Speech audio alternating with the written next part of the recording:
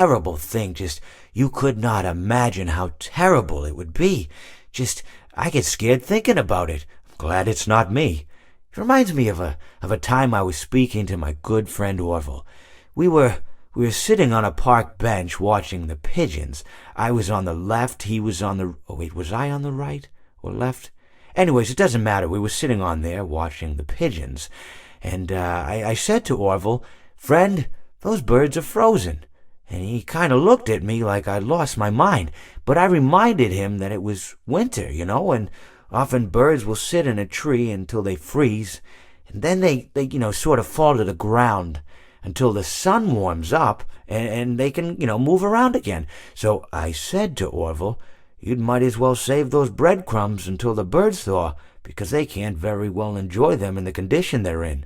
To which he asked what I meant, and asking what condition the crumbs should be in before he threw them to the birds, assuming that I meant the birds couldn't enjoy the breadcrumbs in the condition that the crumbs were in, when in fact I had meant the birds could not enjoy them in the condition that the birds were in, considering that the birds were frozen.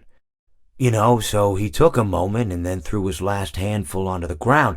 I said to him, "Orville, why did you throw the breadcrumbs to the birds when I just told you they're frozen?" To which he responded, "The breadcrumbs are not frozen." Again, misunderstanding my words. I didn't mean to say that the breadcrumbs were frozen when I said I told you they're frozen. I'd been referring to the birds. In hindsight, what I should have said was, and this would make perfect sense, "Why did you throw the breadcrumbs to the birds when the birds are frozen?" He misunderstood upon my correction, stating that he didn't know what else to do with the breadcrumbs, and that perhaps, when the birds thawed, they'd still be able to eat the crumbs. So I said to Orville, and this is what I said to him, I said, "Orville, the birds may be dead,